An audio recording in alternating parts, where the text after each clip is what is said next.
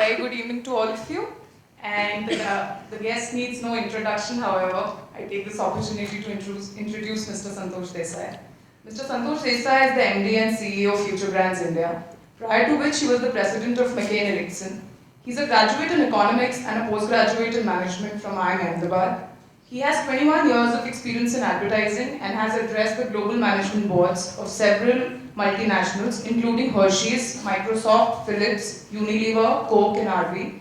He has been a keynote speaker at advertising forums in India, Singapore, Kuala Lumpur, Colombo, Lebanon, Bali, etc., and conducts workshops and seminars on a broad range of subjects in marketing for companies and educational institutions in India and abroad. Mr. Desai is one of India's best-known social commentators, and his column in Times of India, City City Bang Bang, looks at contemporary Indian society from an everyday vantage point.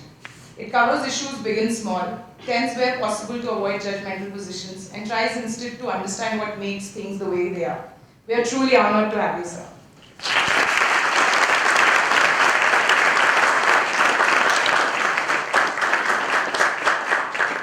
Thank you so much. Thank you so much. That was very enthusiastic. I've never had such an enthusiastic welcome, so thank you. I always love coming to MICA. I mean, partly because I guess I have to love coming to MICA because it's part of my official duties to sort of like to come to MICA.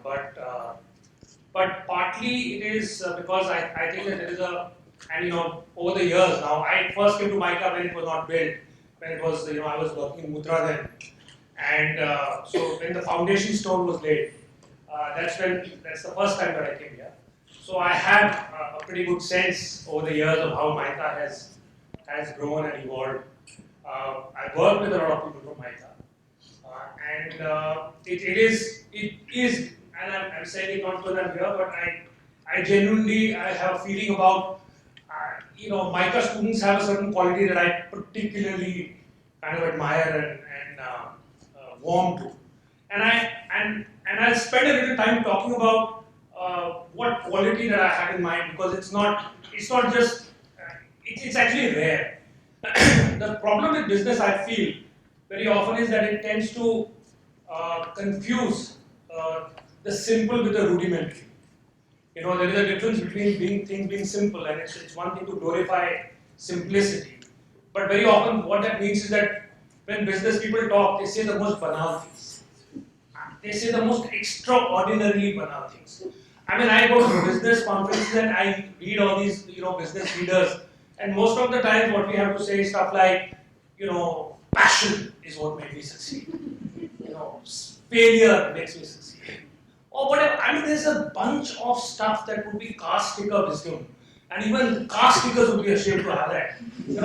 Which you have stuff people saying, and somehow that's exalted, and that seems to be something profound and useful. And it seems to me that in a world which is increasingly complex, I mean, you look at what's happening in Europe, you look at what is happening and in terms of business, in terms of the transformation that we are seeing on account of the digital world. This is not a simple world to understand. It's not a simple world to sort of make headway in. Things are changing in a radical and fundamental way. And we cannot be using simplistic, caste sticker sort of wisdom slogans to carry us through. And I think to my mind, the one difference between, an MBA or a business school is actually, it's a resource allocation program. Essentially what a business school does, it's a resource allocation program. You have an objective, you have certain constraints, you have certain resources. How do you distribute those resources subject to those constraints in order to meet the objective? That is broadly what an MBA is about, right? The problem with that is that looks at the world as a giver. It can only understand how to deal with any objective in the context of constraints, and that's what we call MBAs who come out of MBAs are managers. But the world of today needs creators, and that's a fundamentally different kind of a view of the world. And the difference I find between MICA and the other business schools is that MICA creates creators, other business schools create managers, and therefore there is an understanding of context an understanding and an ability to factor in the complexity of context while using it in a practical, everyday, usable sense. And I think this combination is what I think particularly is enriching. And in some ways, in a very kind of a loose way, it also sets the context of what I'm going to talk to you about. I'm going to talk to you about brands of the future. And I'm going to talk about it in a somewhat conceptual sense. To try and, it's a subject that has been done to death. Everybody knows the digital world is coming and and all of us can reel out the next 10 slides. When we say digital world is coming, this is the world of, which is, where everyone has a voice, consumer brands have lost control, etc. There is a whole narrative that anyone who's kind of familiar with this knows how that story plays out. To try and look at it a little differently, and then, at the end, I'll talk a little bit about the Indian context also, and then we'll have a conversation. So, the idea is to just talk about this whole notion of, I find that we are in love with the idea of change. We keep talking about change. We can't have enough of change. And yet, and technology, for instance, fascinates us. But as Bill Gates said, and I think he said it well, that he said that we tend to overestimate the short-term effect of technology, but tend to vastly underestimate its long-term impact. And I think what we are seeing in the world today, I think what needs to be understood are the deeper, more fundamental kind of changes that we are about to see. So that's what, for all the fall with which we behold change, we tend to underestimate its sweeping power, particularly at a time like this. And I would argue that the digital world and social media are not media evolutions, but are social revolutions. We talk about social media, we should be talking about media society. We live today in a world which is a media society. Everything is about media, right? Today, increasingly, I find it amazing that we call, now shopping, we call it offline shopping. Reality is now, the new word for reality is offline. So online is reality, is the reality. And this stuff is all offline. So we are all offline, miserable, unconnected people. I'm sure all of us are not currently unconnected, but here we lie, whereas the real world is happening elsewhere. And it's lovely. Language, in fact, is such a wonderful mirror to change because a much larger kind of intent seeps into into these little sort of words which tell us how much things are changing and how we started seeing the world differently. But this kind of a social revolution that I'm talking about, and many other people have spoken of. And the problem is that the world of brands is deeply rooted in the assumptions of an earlier time and resists attempts at fundamental change. I think the more a subject gets talked about in business conferences, the less it is adopted in actual practice. I always find that conferences are a form of mass exorcism. Where you get together to exorcise the ghost of any subject by talking about it endlessly. So you don't have to do anything about it. So you kind of, and then it's a wonderful palliative kind of a mechanism that is used. The brand of the future, and this is what I'm going to say, and the first bit is just summarizing the argument and then I'll flesh it out. Need to be evolved around a new mental model, not just of the world that they live of themselves, but the world that we live in. And I think, again, it's stuff that we know, but we'll approach it a little differently. So deeper exploration, to me, one way of looking at insight in any way is to take something familiar and make it unfamiliar. Take something that you know well and say, can I see this in a new way? And then to make it familiar again.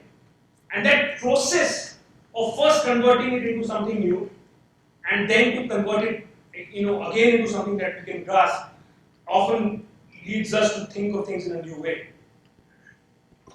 I would argue that one of the biggest single, if you have to look at history and try and explain change, why has the world changed in a certain way? There is a worldview that I am quite sympathetic to, which argues that look at the change. Whenever the dominant media form changes, the world changes. whenever the dominant media form of the times change, the world changes. Why is media so central? Why would you argue? Think about, just what is media? When we say media, if you go back to the actual concept of media, any media is a technology that immortalizes the mind and its output. It makes thought alive and imperishable. What does media do? It stores thoughts. When you write stuff down, you have created a storage system for ideas. Till such time as you had that technology, any idea of yours was perishable. Ideas did not survive because it's only when you have a medium does the idea take shape, does it take form, does it live, can it interact with other ideas, can it multiply? So knowledge is a system develops because of media, any form of media. Some scientists have argued that the most revolutionary technology that if you look at evolution and what marked, why did other animals stay where they are and why did human beings evolve to a certain level? Some people argue that the big difference is language.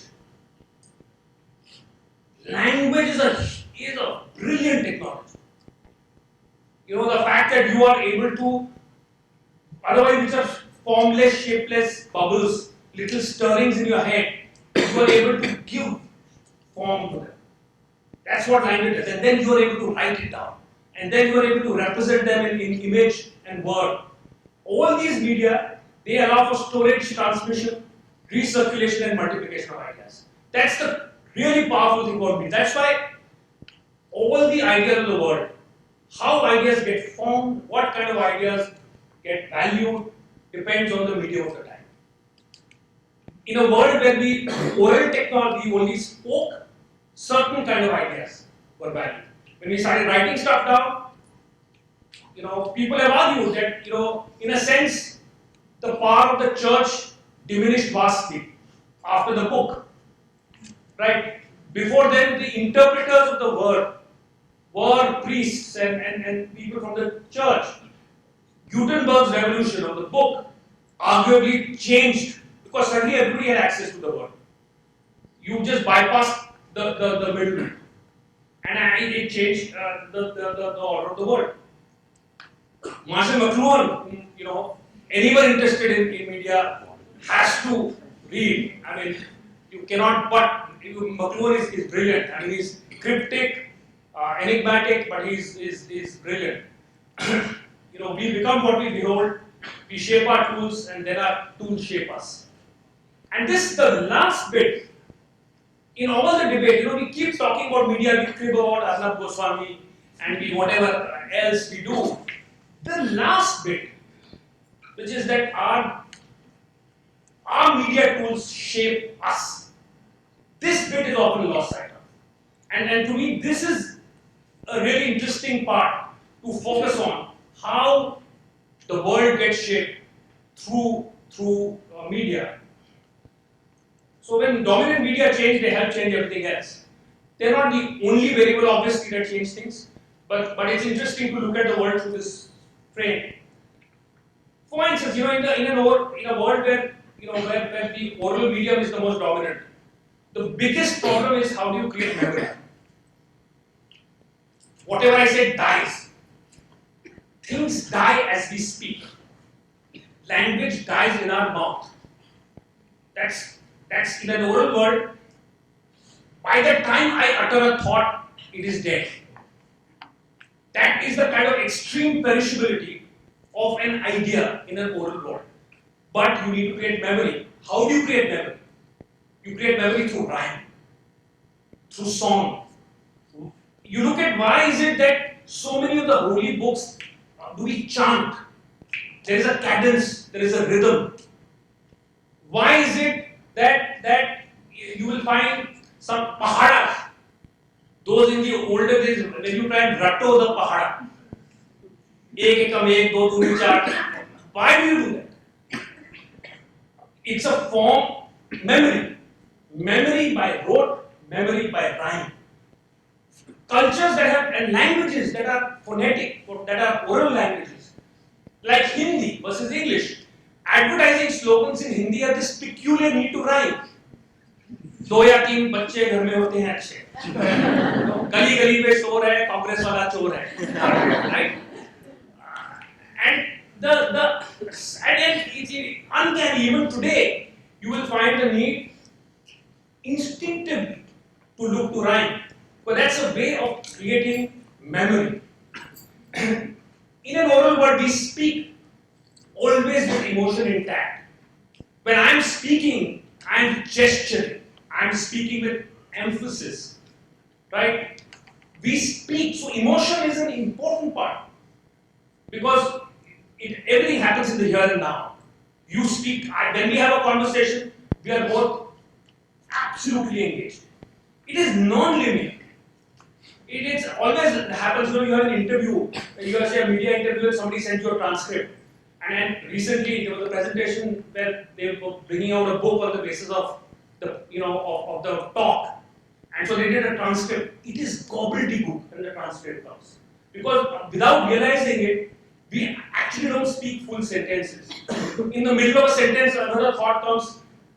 You get it when I kind of I sort of take this binding kind of a narrative. We understand.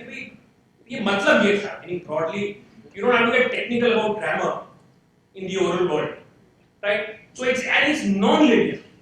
जो दिमाग में आया वो interruption. That is the order of the day.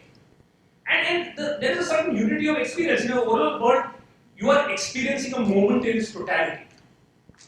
Right? When you are writing, you are only writing a thought. When you are thinking, I can hear something rustle, I can see that, somebody looking at the phone, something. I am aware of the totality. So we live in the totality of experience. We don't fragment experience. So in the oral world, therefore, oral cultures tend to have the idea of emotion being important, non-linearity. Look at India. Nothing in India is linear. You look at some of these cities, European cities from the air. They are these grand symphonic constructions. Order, symmetry. You look at an Indian city from the air, you will be hard put to find a straight line. Everything, our cities are like these gossipy conversations. You listen, you pick up,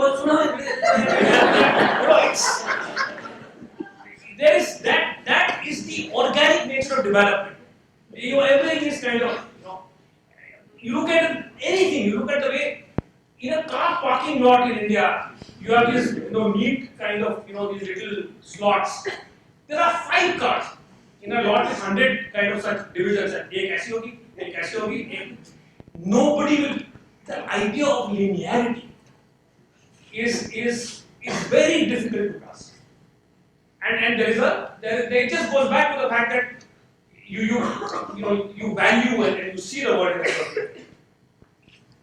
the The print, however, when you write, you always write after the event, unless you're a stenographer, when you can write during the event. But otherwise, you're always writing. Nobody knows what a stenographer is actually now. Anyway, you write out. You don't write. So the thing about cultures that are dominant, or the times when writing was most dominant, logic, order, sequencing, is a product of writing. Writing is always retrospective. You don't ramble it that much. You sum up facts. There is a beginning, a middle, and an end. Separate the senses. You remove yourself from the heat of the moment. Sit down on a desk and quietly write. You may in your writing evoke, the atmosphere and whatever, but you don't experience it. It separates the knower from the known. Writing always has an author. Oral cultures, there is no authorship. Half the time we don't know who said what originally. If you look at a lot of our, or even our the mythologies, they have been added to. In every narration, the story is different. Every part of India, the Ramayana is different. There are so many different versions that you will find of the same story. In the print, the book is the book. Religions that have a book are very different structurally from religions that don't have a book. Because if you have a book, it is unalterable. You can interpret it a little differently. It's written down. There is finality there, which you don't have in when things are not written down. So it's retrospective, logical, organized, but it's a great medium for knowledge. Knowledge accumulation is made easy because you have orderly knowledge. Knowledge progresses because it's all there. Libraries full of knowledge. That's the Renaissance period, and you look at that period, and it's a period where knowledge really grows in leaps and bounds. You know, the moment you have print becoming dominant. Print is also if you look at newspapers, a sense of importance. Look at newspapers. Headline, the important stuff goes on the main page. Right? Increasingly now that is not true, but now the ad goes on the first page. But anyway. But earlier, there is a hierarchy. Sports, I'm sorry, you have to wait till the second last page of the last page. It's not deemed important enough. The editor is very important. Famously in India, many years ago, an editor of Times of India said that he had the second most important job in the country. An editor could say that, which changes with television. Television, as you see, is a very different kind of a. Television is that. Television is about transience, it's about desire, it's about currency. Everything flickers. When we talk about, the eyeball is the master. If we say in advertising you are chasing, or in news, we are chasing eyeballs. Look at what we've done. We have reduced the human being to an eyeball. Not even the person, not the person's emotion, but the eyeball. Synaptic flicker is what we are interested in. Attention. That's what, because attention has to be held. And that's the greatest anxiety of television. I must hold you. Because you will go. And once you go away, you have no way of coming back. Things are a torrential sort of a stream of electrons, right? So everything is moving. In a book, you can go back 3 pages and say, what did you say there? Television in real time, of course, with Tata Sky Plus, you can go back. But otherwise, television, you are a slave to what is being said to you. But television is therefore the word of consumption. It's the greatest friend because it is stimulation without depth. It's like cola. Cola disappears in terms of substance by the time it goes into your stomach. Cola's delivery is all with the throat. It dies by the time it reaches the stomach, or at least it becomes gas. Television is a cola in some other form. And the power of image in television. So, in a television era, the celebrity becomes popular. The popular, whatever is popular is seen to be celebrated. In a print era, there is always hierarchy. What is knowledge? Who is the authority? Who is not the authority? In a television era, that starts getting dispelled. And now we are at the digital world. And so the question is, what are the kind of changes that you see when you move from the dominance of television into the dominance of digital? And in a sense, somebody, there's another theorist called Walter Ong who argues that in some ways he calls the last 500 years, he said were what he calls the Gutenberg parentheses. He says that these were 500 words that we actually years that are atypical. Before there was oral culture, now we are going back to a form of the oral culture. And in some ways, I'll come to that, how we see the effects of that. The internet is an alternate universe. It's really like setting up a colony, another universe, which is in another dimension. That's what the internet is. It's unbounded, imperishable, infinite. It's a world without maps. Think about it, the internet is a world without geography. If you say, the question of where is something, where will I find Yahoo? You can't say go straight, turn right next to Google, you will find Yahoo. Unlike, it's interesting that there isn't any sense, it's all linked to destination. Where do you want to go? Where do you want to be? You are the navigator. You create the geography. It doesn't, by itself, it only gets activated when you go there. Right? There is a certain, that's the kind of a interaction that you have. It's navigated by curiosity rather than by effort. It's everything. It's a marketplace, a platform, a public arena, a combination of many media forms. It's word and image, it's text, all of it together. And in other words, the internet is individual minds connected, multiplied in the here and now. And all of the words that we've used many times: democratic, collaborative, connected, simultaneous. But it's also what has been argued by media theorists, a form of re-tribalizing, and we see that right now. Communities we talk about. We are talking about there is a form of re-tribalization that is happening, and in some in a way that is often quite fear-inducing also. It's not just all communities of happy people doing happy things. It's communities of very vicious people doing vicious things also. So you're seeing those kind of tribes also grow. The other thing that I think is important to focus on is how there is an increasing focus on the mind. The internet is a playground of the mind. It's like, it's interesting that, increasingly with time, if you look at our lives, we've made our bodies almost vestigial. It's like our bodies are rotting with disuse.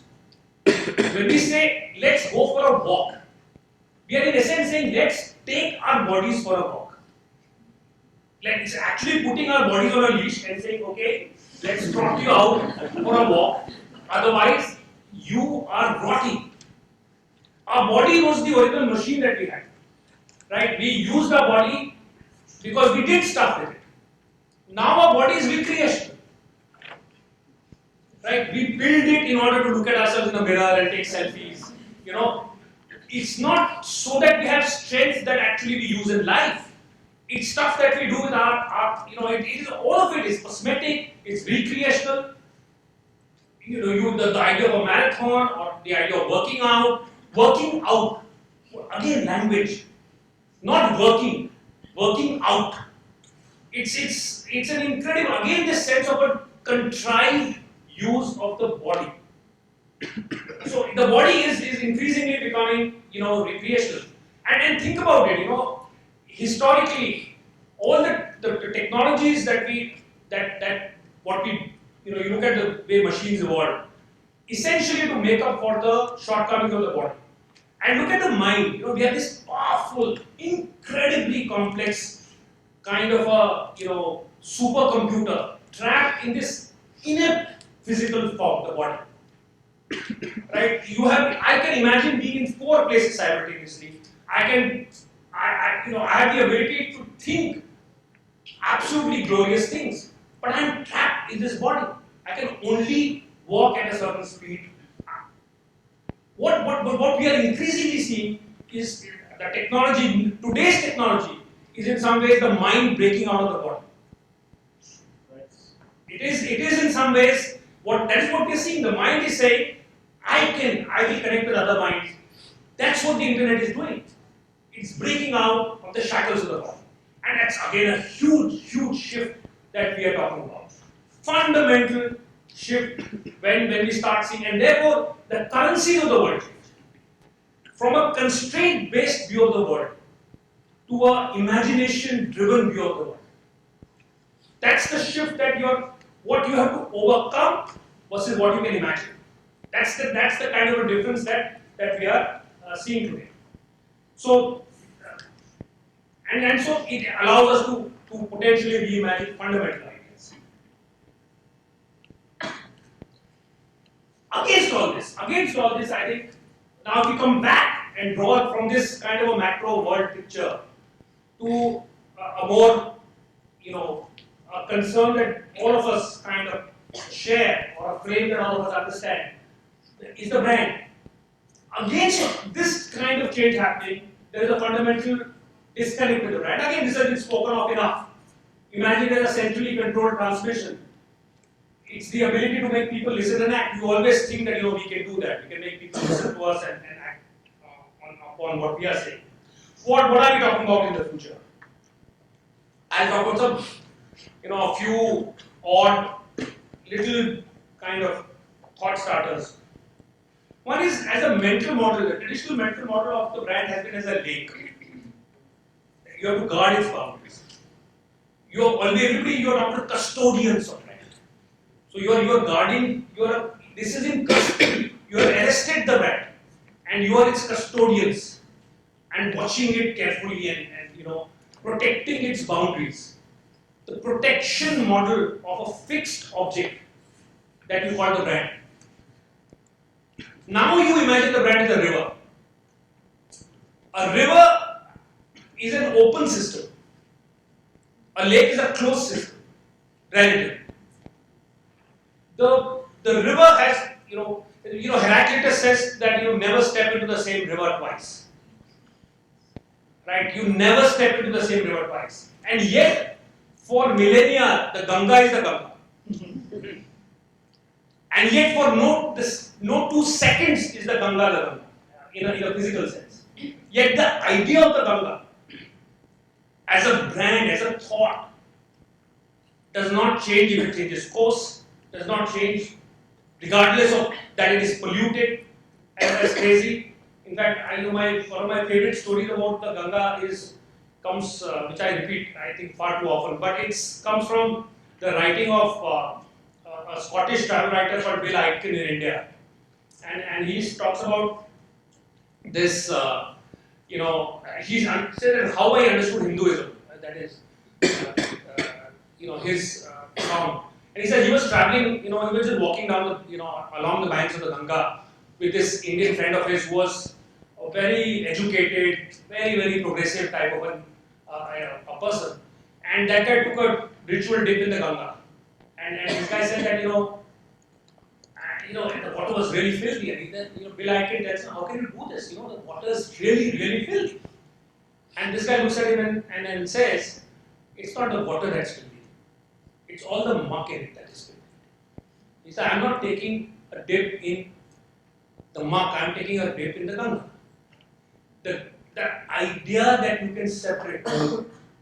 And so Bill Aitken said, I understood Hinduism enough. I mean, it's like one flash of realization. Guys suddenly got it. I mean, the idea that. So the Ganga as an idea is independent of that muck, the floating carcasses. It is independent somehow of it because it's an idea. And brands, increasingly, if you think of a river which takes everything that you throw at it and finds a way to harvest meaning from it. Increasingly, you can't say, I will not interact with you, I will absorb from you. If other people criticize me, I will find a way to make that my brand. My brand is open to, it is an open system. It is for me to make sure that the meaning of the Ganga remains what it is. But the brand is not something that you close. A brand is something that is open. It's a terrifying idea because as long as you can control something, you can guard something's boundaries, things are easy. But when you say that, this is why a lot of people, every conference today, the challenges before marketing or something in the 21st century or whatever such sort of, conference titles that you have, you will always have this thing, what do you do when people criticize? Social media is very good. But along with social media comes the fact that people can say all kinds of things about your brand. How do you protect your brand against these kind of disruptions? And the problem is that as long as your mental model is the old one, it will always seem to be a problem. I mean, look at magazines. Every magazine has the first 5 pages are letters to the editor, half of which are highly critical. Nothing happens to that brand, right? So the idea that in reality we know that not everybody likes us, not everybody, we don't die because, right? To know that just because not everybody thinks we are the coolest thing that happened to humankind. Nothing happens to us, right? A big deal, so some people don't like the brand. So big deal, right? It's why should it be such a?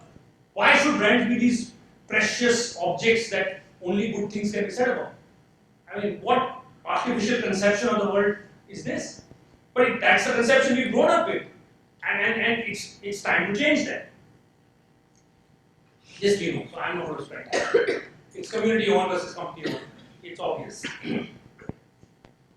This I find interesting.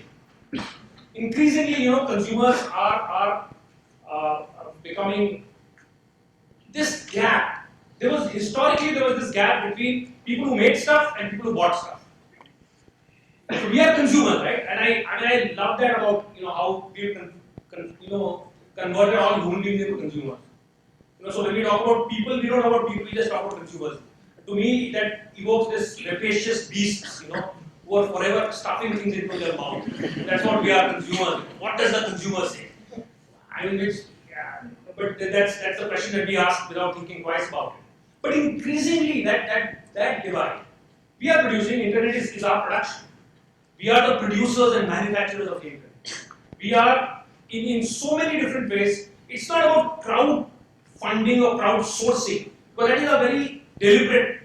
Crowd is sourcing, whether you source it from crowds or not. It's not about your going and picking out magnanimously from crowds. The system is such today that production is taking place, and this divide between producers and consumers, that I make, you buy, I speak, you listen, this whole divide is fundamentally breaking down. As a corollary, and this is a difficult thing to accept, what happens is that increasingly brand management is not about managing a brand, but is about being managed by a brand. It's about saying that I am an instrument of the brand. I am not a shaper of the brand. I am not a determinant, a decider. I am the instrument. And so I have to understand and align myself with the brand system rather than believe that I run things. And it's a different skill altogether. And therefore, in a sense, push that. We should not be talking about brand building. We should be talking about brand dissolution. Dissolve the brand into every aspect of your being. You are actually talking about brand dissolving the brand.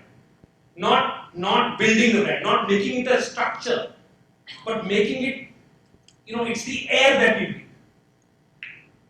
And then when you do that effortlessly, I will tell you a little anecdote about brand building. Somehow when there is that instant reaction, we've done some work on fast track, etc. And this actually, I've told story here last year.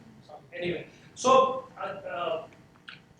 there's this wife of a colleague of ours who was traveling in a local train, and she happened to see somebody carrying a fast track bag who was a very unfast track like person. So she took that photograph and tweeted saying, what is happening to a brand or whatever, something about how incongruous it was. And the kind of response comes from fast track, somebody handling the fast track ID, saying shit happens, move on. Which is like super cool, for that to happen out of the ether, suddenly you tweet and it kind of comes back. It just tells you this is when the brand has the spirit of the brand is so clear that somebody can instantly sort of respond absolutely in the voice of the brand. That's the kind of sort of dissolution that is possible. And then the other thing is that increasingly the brand is a verb, not a noun. We always describe brands in terms of qualities. The brand in terms of action. That brand as it does, not brand as it is. It's a fundamental difference, and it is in the acting that the brand kind of reveals itself. This we know. So I again won't dwell on stuff that we know. This to me is interesting. If you ask me, for a definition of marketing, the sort of simple definition of marketing is, to me, it's 3 words: marketing makes meaning. That's what marketing does. Marketing makes meaning.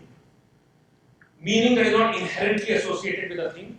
That surplus, the difference between carbonated water and Coca-Cola is the surplus, the meaning surplus that the brand has provided. The brand is nothing but a meaning surplus. And so we are in the business of understanding, shaping meaning. Meaning that is valuable. But it's a fundamentally different, if you look at it like that, if you look at marketing as an exercise in making meaning, then what makes us experts is if we understand how meaning is made, how it is shaped, how it is reshaped. It's a fascinating, it's quite different. Right? It goes back to the old marketing chestnut, Charles Revlon, which was about the fact that in my factory I make lipstick, in my drugstore I sell hope. So now, but if you are in the market for hope, if you are operating in the market for hope, then you need to understand faith, you need to understand belief, you need to understand dread, despair. If you want to understand hope, you need to understand all of those things. If you're in the market for lipstick, you need to understand matte shades versus, what burnished browns do they work, or do they are. It's a question of what you choose to be an expert in. And I think creating a meaning surplus increasingly. Look at the most kind of a powerful and dangerous, and what we are all dreading creation of meaning in the world today is terrorism. It's creation of symbolic meaning. It's not real violence. In a sense, the number of people who die is fractional. The world was killed millions of people. It's highly, but symbolic. You're creating meaning that is potent. It's the production of meaning and increasingly what we are seeing today is the world that is governed more and more by how meaning is made. The other possibility here, and I find it very exciting way of looking at brands. And when we talk about sustainability, I think a great opportunity for marketing is to say that why can't I create meaning-rich but resource-poor brands?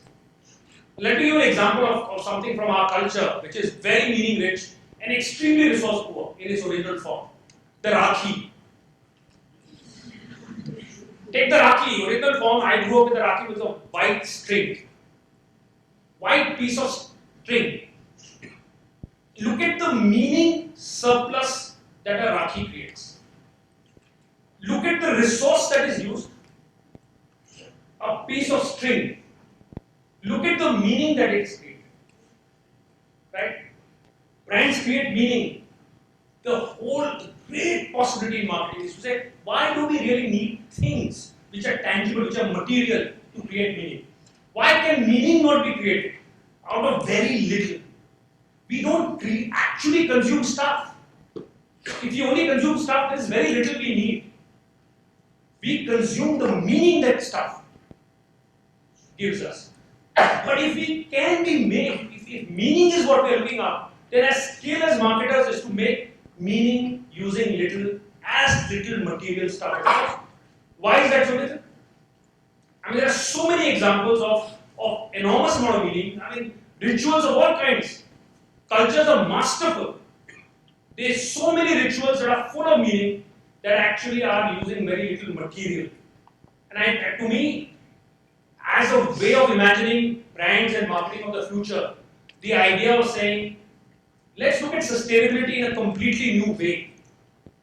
And say that let us use our skills to create this meaning surplus of a really, really significant kind. I think that's a great opportunity. And of course, the other thing that we are seeing, and again, is talked about a lot, of authenticity. But I think the important thing is the thing in the bracket. Authenticity is imperfect. It is not ideal. It is a work in progress. It stumbles. The authentic need not be afraid of imperfection. It's when we chase the idea of perfection that we exhaust the possibilities of it. Perfection even if you attain it, you can't hold on to it. Perfect. I mean, nothing stays perfect. You may momentarily reach perfection, but you will lose it. And that's the way of the world. I mean, there is nothing in the world that stays perfect. So it's an illusion to believe that things can be perfect over a period of time. But authenticity is stuff that is raw, and I think the more brands become comfortable with imperfection and the fact that they are flawed, that's fine. That I think increasingly you will see brands like that. And you are seeing brands that, for instance, so many more brands acknowledge something when they go wrong and saying, hey guys, we screwed up. And not try and spin it. Right? The new apology of today is always that, is always this pseudo apology that, which is not really apologizing. But if you feel bad, then I apologize. What does that mean? In case I have hurt the people, but in case you have not, then I don't. That's a cop out. That's not an apology. All the apologies of today are these pseudo apologies. And yet now you have some people finally saying, yeah, I just screwed up. I'm sorry. It's just one of those things. I made a mistake. And I think increasingly that's going to be important. And increasingly that's what a brand that as a truth that pervades rather than a mask that cannot be penetrated. That's the again to sort of oral culture digression kind of thing. Girish Karnad, who's the playwright, so argues the difference, how the mask is used. The mask, how is it used in Indian theatrical tradition and the Western theatre? He says in the Western theatre, the mask is a disguise. You hide who you really are by wearing a mask. He said in the Indian tradition, it is what he calls, it's an amplification of who you really are. He calls it the face writ large. Who you really are, amplified. These are two kinds of notions. Increasingly, what we are talking about, the brand is this truth that gets amplified rather than a mask. That the traditional view of the brand was, I could be whatever inside the company, but the mask, the face that I present to the outside world is the mask. And I think increasingly we are finding that that's not sustainable. And what you are looking at is a much more direct alignment between the internal reality and the external reality. And I think that's the and finally I think there's the big shift that we are going to see is we talk about brands and we talk about social, but the social brand, it's only at a certain point in time that we started thinking that the market and society were two different animals. You famously, it was said that the business of business is business. Which, of course, is another one of those business profundities that which is what you find on Indian roads also. You find these signs occasionally in the north, but danger is dangerous. It's an infinitely extendable campaign. Color is colorful. And so on. Oh, we had that something wala love, ishq wala love. It has the same.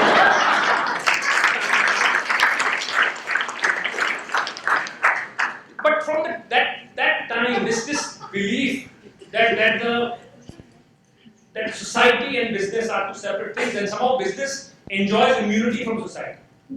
That our job is actually to make money, and somehow we have been licensed by the world that this is a good thing to do. And we can do what we want as long as we don't break any laws which we help make. As we don't break any rules, we are fine. But if you go back, and I don't know how many of you are familiar with the work of someone called Radhi Bakshi. She's written this lovely book about the bazaars and going back and essentially arguing that in the bazaar, the economy, the market, and society were integrated. Bazaar was part of society. People who were this idea that the two work together was not some revolutionary idea. It was not called CSR, and 2% was not mandated that you have to spend. People spend. So every time वो चंदा इकट्ठा करने जाते थे, so you go to the business person and say, भाई चंदा हमारे यहाँ वो कुछ something is happening. give us some, some money. And it's an easy, one of the social, the caste is a business caste, right? So the idea of, in the caste system, one of the, that is the definition of one of the castes. This integration has got this separation has taken place with time. And then the idea that these are two different animals. And business, if it is feeling deeply generous, will do its bit. We have done our bit for society. And that's what they would, that is increasingly getting challenged. And that interaction is becoming a more, I won't say it's got integrated, but kicking and screaming for whatever, but there is a much more, a greater acknowledgement of the fact that every brand, every business is a social artifact. It is not just, these are not different words. Everything is social. Everything is part of society. Business is part of society. There is no question of business having a social responsibility. That's a ridiculous question. It is social. There is no question about it having social responsibility. And I think this is something that businesses are waking up to, and brands and right now we are seeing this professed kind of that I am so cool, I feel for the woman of today. Kind of, you see lots of ads, and I feel for. So you have a lot of that kind of, early days of professed kind of, a lot of it is just bullshit. But it is the beginning of the fact that those lines are blurring. And it always used to worry me as to how people, many years ago, when I was, we were handling a client, I was in advertising, and I remember that Bhuj, the earthquake had happened. There was devastation, etc. And this client sent a truck full of supplies. I won't name the client, but one truck full of supplies that went to Bhuj, and they spent a few lakh rupees on it. And then they spent about 3 to 4 crores advertising that client. And the crazy part of it is the person who was the brand manager there was a thoroughly decent human being. Thoroughly nice, self-effacing, completely, personally would have, given a lot to the same cause. Yet, when you wear your hat as a brand manager, something happens. And the codes of behavior, from a human sort of a behavior, you become this business person. And it just seems to me, it was perplexing to me even then. How do you do this? How are you able to suddenly see the world in a new way simply because you think that you have a job to do? And that job involves not getting emotional, not getting, that's, and I think that is changing. And that's a big shift that we are going to see, where these two are not going to be separate words. They're going to be integrated into a single word. The brand of tomorrow needs the organization of tomorrow. The current organization with this shallowness, certain dishonesty, and I'm not a great advertisement for your entry into a corporate world. But I'm not a great fan. Let me tell you. I'm not. I just feel that there are so many things that are contrived and that just need to go. And it's important that people who go into the corporate world now challenge it and fight it and say this sucks and this is terrible and I'm not going to listen to this shit. It's important.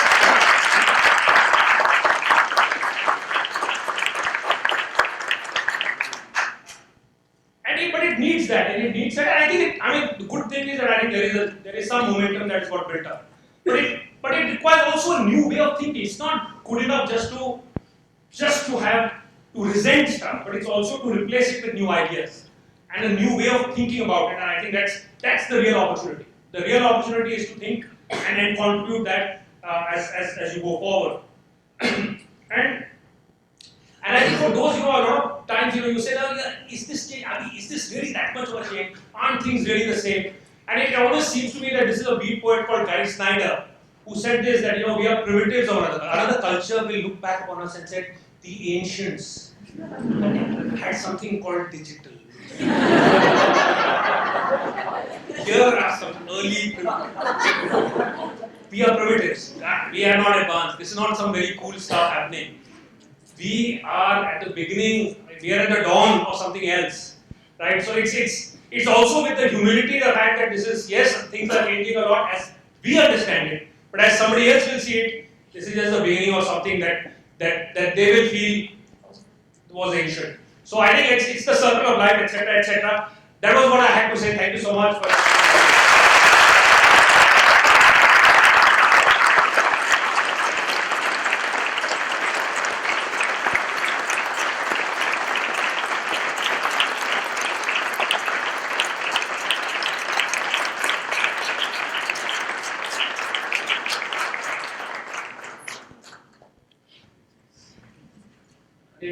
Any questions? Sir,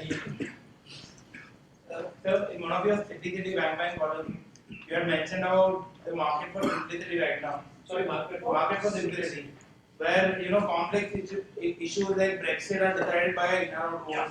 In India, people from left call right, from right people call the left anti-national. So this is I think this is a trend which is there across the world. Right. So how do you think brand communication catching up to this behavior of the society? Well, it is, in some ways, I think brand behavior has always presaged that, in the sense that brand behavior was always, in some ways, doing that. So, which was looking at the world and trying to simplify and in some ways simplistic. I mean, the fact that we define target audiences. So, you look at the whole language of marketing, it is that kind of reductive language, where you say something is premium, something is popular.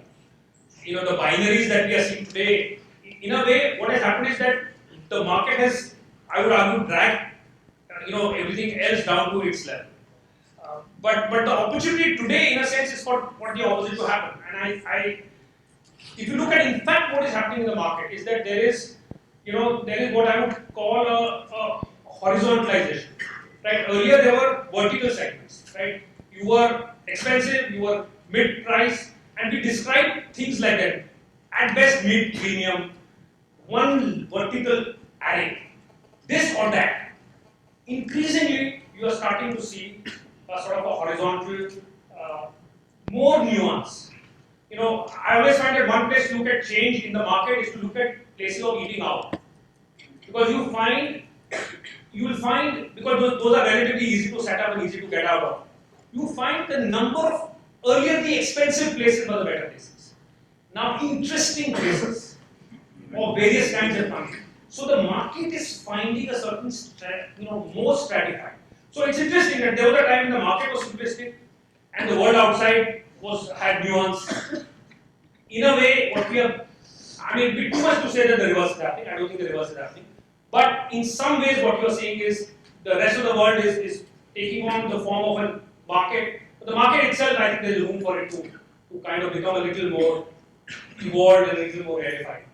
But it's I don't think it necessarily certainly means that if the world has become simplistic, brands have to become simplistic. I don't think that necessarily follows.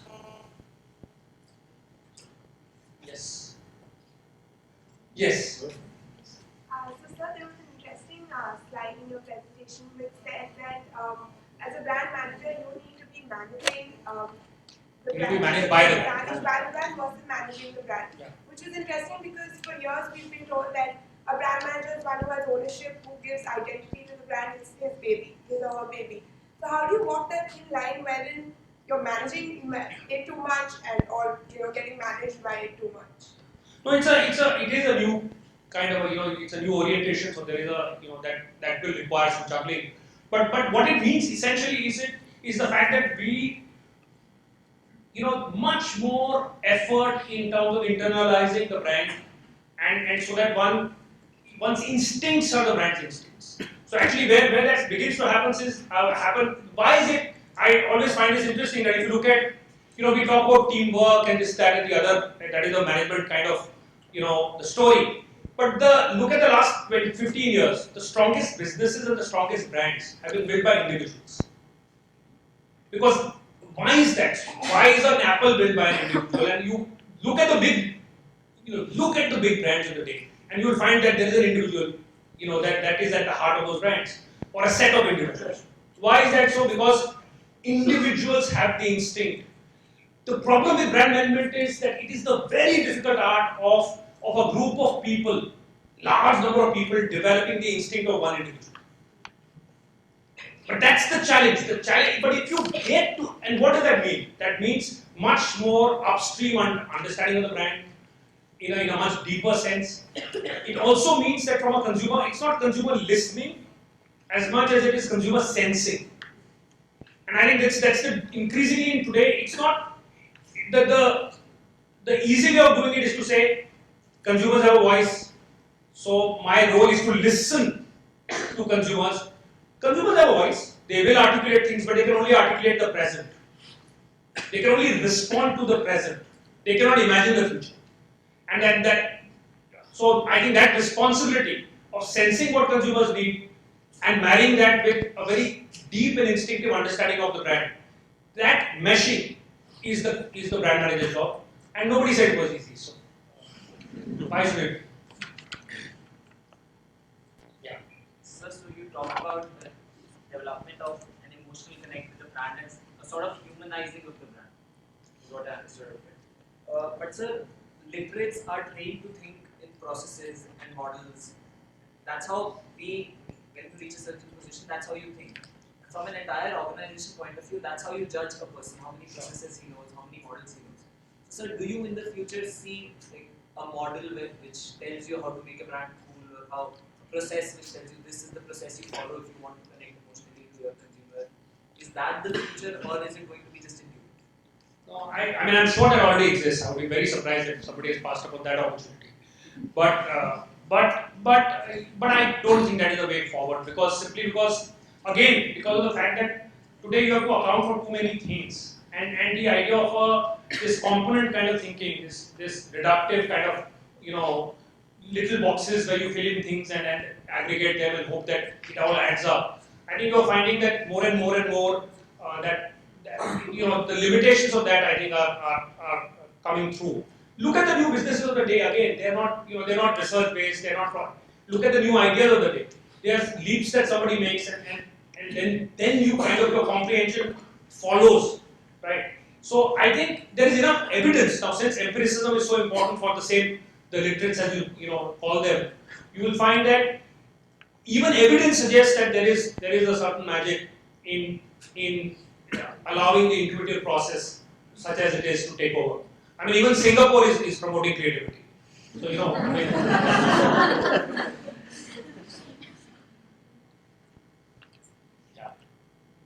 So you have talked about news stimulation, and we think most of the media is stimulated, but particularly in the context of news, I have three questions.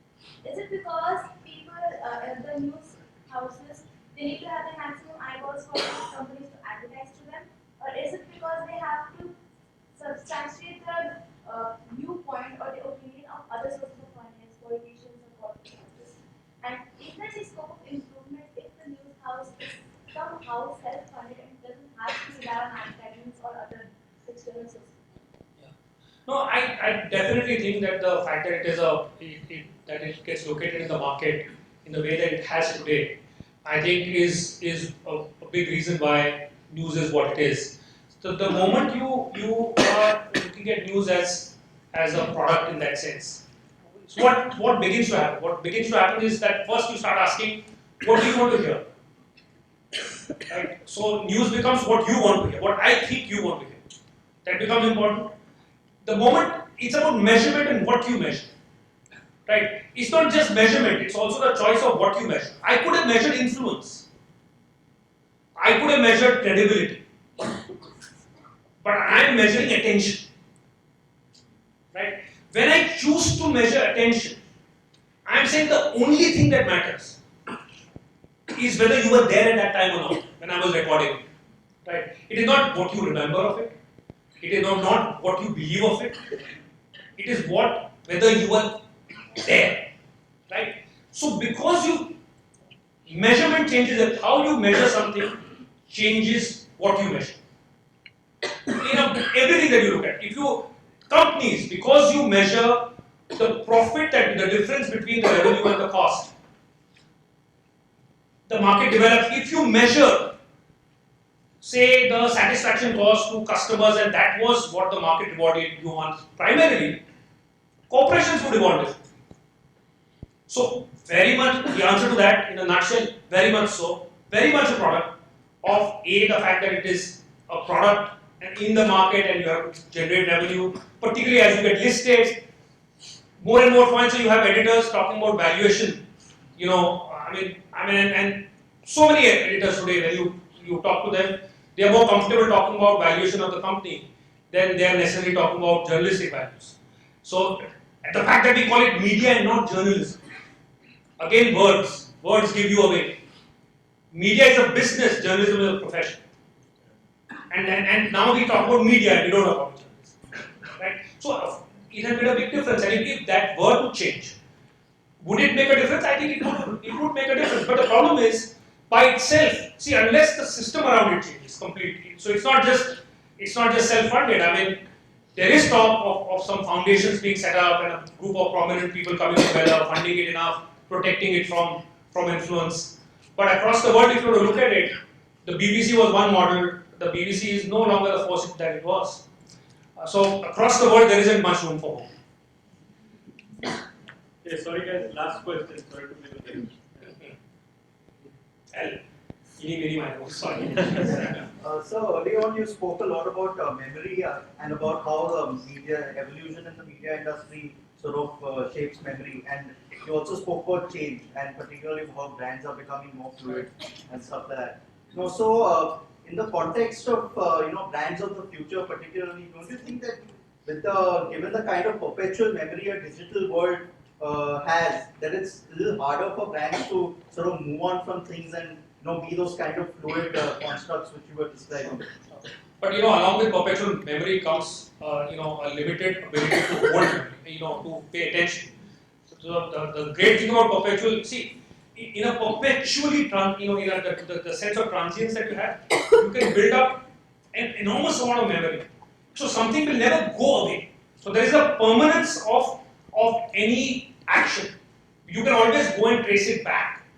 But since there is there is an overload of information, your desire to do so reduces. So yes, at a certain level you can't run away from whatever you may have done. It is always stored and it is always there. But at another level, so much is happening, so many things are happening that the ability to pay attention to that is very limited. That's the thing that is news. Anybody smart today, any controversy, ride out the first 3 weeks. Ride out 3 weeks, it doesn't matter. You look at all Lalit Modi, 100 names, you can look at. That is still alive. It's not as if Lalit Modi's whatever, the allegations against him have gone away. Equally, you will find it across the board. So, yes, it is a possibility that you can never escape your past, which is the reason why in Europe there are people who want to be forgotten. Right? There is a desire to be forgotten because they are saying that, look, I must have the right to be forgotten. So it's interesting. That's an interesting product of exactly what you are saying. So yes, that's a possibility. But on the other hand, we will see. Look at it this way. One way of seeing what is happening today is the fact that earlier what I thought about you, I muttered under my breath and I went, oh, this guy sucks and he asks the most difficult questions, whatever. Right? I would say stuff like that, but you would never come to know of it. Now, we are at a stage where we are just one stage short of my being able to read your thoughts and figuring out that, what we think of each other. But we say that on the internet all the time. So this is a world where everybody is saying the stuff that they muttered under their breaths in their small cozy circle, they are broadcasting to everybody. But as a result, the threshold for the crap that we learn to take from each other has gone up. Right? As somebody, I have been writing a column before the social media thing happened, and the change in the reaction that I get, the tone and the quality is huge. Earlier I would get sleepless nights if somebody sent me a letter which was, mildly critical. Now people call you all kinds of names.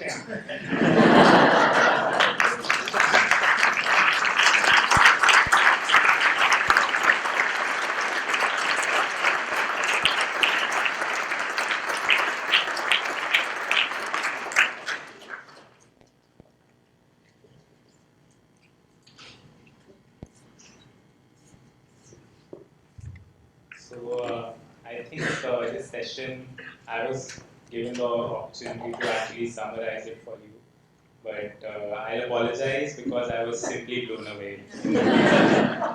I think, and very honestly, Sir is also on the governing council of MICA, and he has returned after very long, and I expect to see him in our classes very soon, because this is stuff that I, as a MICAN, will treasure once I go out. Not only out of this college, but I think I go out as a transformed individual out of this audience today. Thank you so much.